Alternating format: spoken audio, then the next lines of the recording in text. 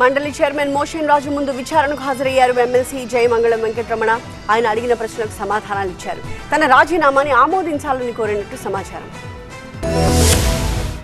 శాసనమండలి chairman motion రాజు ఎదుట విచారణకు హాజరయ్యారు ఎమ్మెల్సీ జయమంగళం వెంకటరమణ. వైసీపీ నుంచి ఎమ్మెల్సీగా ఎన్నికైన జయమంగళం వెంకటరమణ పార్టీకి రాజీనామా చేయడంతో పాటు తన ఎమ్మెల్సీ పదవికి కూడా రాజీనామా చేశారు.